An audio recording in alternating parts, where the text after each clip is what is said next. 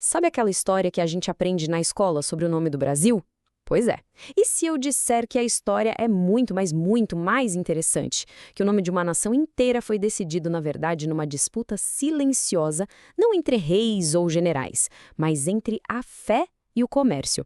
Vamos mergulhar nessa história para entender como a busca por lucro acabou batizando um país.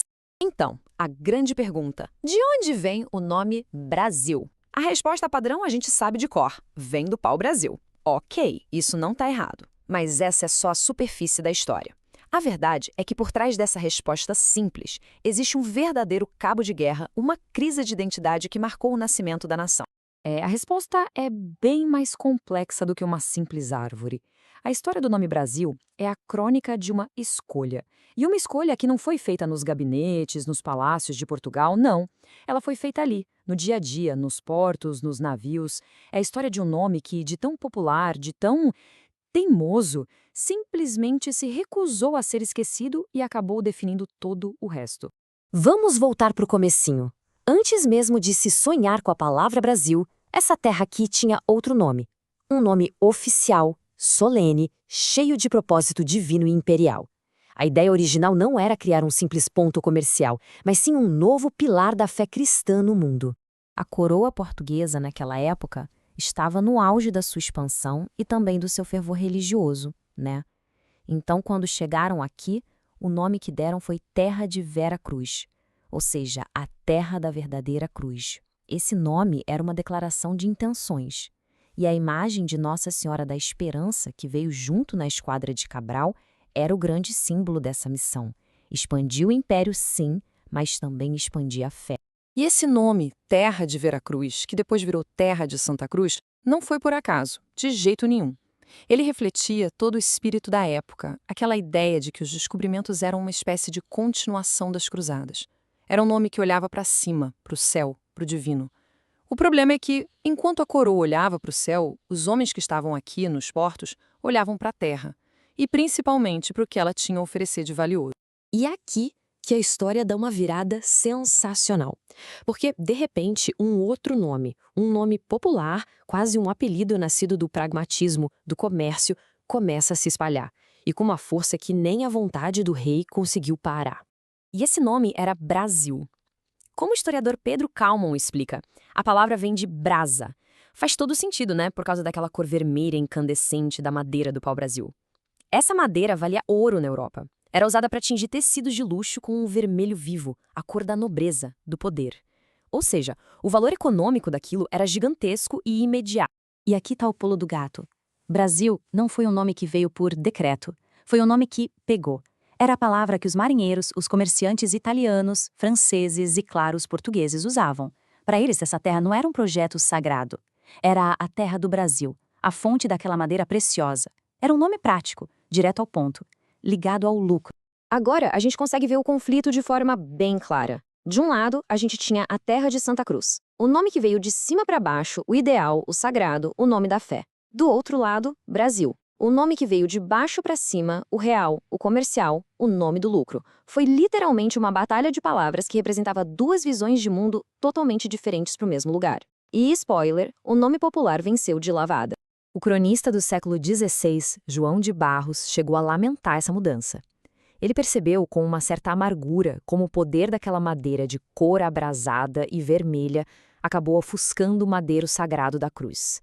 A queixa dele é a maior prova de que a vitória do nome Brasil foi tão grande, tão completa, que nem os historiadores oficiais da coroa conseguiram ignorar. A realidade econômica simplesmente se impôs à narrativa. Ok. Agora a gente vai para a parte que, sinceramente, é a mais surpreendente dessa história toda. Porque, se o nome do país veio de uma atividade comercial, o que será que isso diz sobre o nome do seu povo? A resposta para isso muda completamente a nossa ideia de identidade nacional. Vamos pensar um pouco. Se Brasil era o nome da terra por causa de um produto, de uma mercadoria, o que era um brasileiro? Alguém que nasceu aqui? Parece lógico, né? Mas não. A lógica da época era outra. Era uma lógica puramente comercial. E aqui vem a grande revelação que os documentos antigos nos mostram. No começo, brasileiro não era uma nacionalidade. Era uma profissão. Um brasileiro era o sujeito que trabalhava com o pau-brasil, que extraía e vendia madeira. Ser brasileiro era um ofício, um trabalho. Ponto. Para a gente entender melhor, a fonte dessa história nos dá uma analogia perfeita. Pensa bem. Romeiro era quem ia para Roma em romaria. Ferreiro era quem trabalhava com ferro. A lógica era a mesma. Brasileiro era quem trabalhava com o Brasil, com a madeira. O sufixo eiro, em português, muitas vezes indica uma profissão. Então, a identidade nacional, o nosso gentílico, nasceu diretamente de uma atividade comercial. A nação inteira herdou seu nome de uma profissão. E essa identidade comercial não ficou só no nome, não. A riqueza absurda gerada por esse e por outros comércios virou algo concreto, visível, espetacular. Todo aquele ouro que cobre as paredes de igrejas, como a de São Francisco, na Bahia, é um testemunho gritante desse espírito.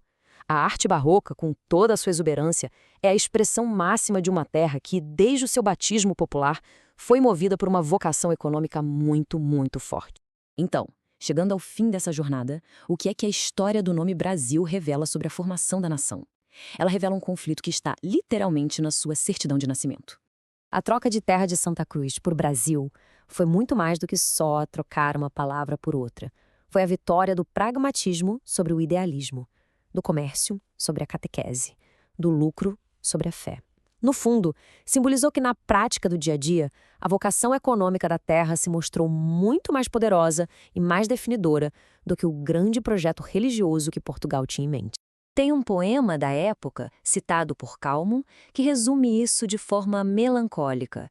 Ele diz que a terra Santa Cruz ficou pouco sabida, quer dizer, pouco conhecida, quase esquecida.